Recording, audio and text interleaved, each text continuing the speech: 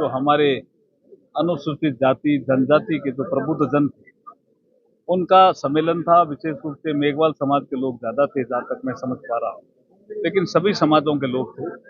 उनके बीच में मैं सब्जेक्ट रखने आया था कि ये जो कांग्रेस भ्रम फैला रही है कि आरक्षण समाप्त हो जाएगा या संविधान बदल दिया जाएगा, ये भ्रम है, ये झूठ है, ये कुप्रचार है, मिस इन्फॉर्मेशन कैंपेन का हिस्सा है जो कांग्रेस लंबे समय से चला रही है। उसमें उसको सफलता नहीं मिलती है, तो वो जो weaker section of the society है, उनमें ये बात ज्यादा फैलाने की कोशिश करते हैं। और कई बार उनको लगता है कि क्या ये इतने बड़े बड़े लोग बोल रहे हैं, तो उनको काटने के लिए कुछ हमारे भारतीय जनता पार्टी के कुछ लोगों को आना पड़ता है, जबकि प्रचार के मुद्दे अलग होने चाहिए। उन्होंने झूठ के सारे कुछ मुद्दे अलग बना दिए तो पूरे देश में बन गए। प्रधानमंत्री जी यहाँ बाड़मेर में बोल के गए कि भाई कोई संविधान को नहीं बदल रहा है, कोई आरक्षण समाप्त नहीं होगा, ये अमित शाह जी ने कहा। लेकिन समाज के बीच में मुझे भी जाकर के ये कहना पड़ रहा है, क्योंकि वो एक ये परसेप्शन क्रिएट करने की कोशिश कर रहे हैं, जो झूठ का सहारा लेकर के कांग्रेस सफल नहीं होगी, मुझे पूरा विश्वास है, लेकिन वो झूठ के सहारे पे चुनाव मैदान में।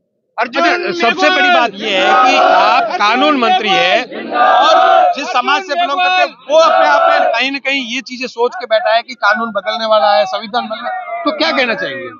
देखिए, मैंने अभी आपको कहा ना कि 10 साल से मोदी जी प्रधानमंत्री हैं, संविधान का हमने सम्मान नहीं किया है,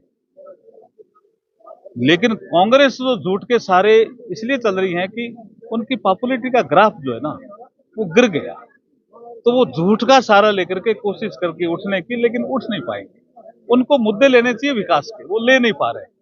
अब आप देखिए कांग्रेस का घोषणा पत्र देखो, वो अभी भी 1946 की बात कर रहे हैं, तुष्टीकरण की। अब जरूरत है क्या देश में? देश विकसित भारत की ओर आगे बढ़ गया, हम विकसित भारत की बात कर रहे हैं, वो तुष्टीकरण की बात कर रहे हैं। वो तुष्टीकरण की बात कर रहे हैं, हम संतुष्टीकरण की बात कर रहे हैं। हमारे में उसमें रात दिन का फर्क है। अच्छा, देश में इस बार जो प्रथम चरण का चुनाव हुआ है इसमें कहीं न कहीं मतदान प्रतिशत में गिरावट हुई है, ऐसा क्यों हुआ है? कुछ कहना चाहिए? देखिए, मैं जहां तक आपके यहाँ भी मैंने बहस सुनी, मैं जनता की बहस भी सुन रहा हूँ, मीडिया में जो डिबेट हो रही है वो भी सुन रहा हूँ। कई जगह 12 सीटों पे चुनाव था, कांग्रेस कहीं फील्ड में ही नहीं थी। जब वो फील्ड में ही नहीं थी तो वो परस्यू करके ला कौन रहा था?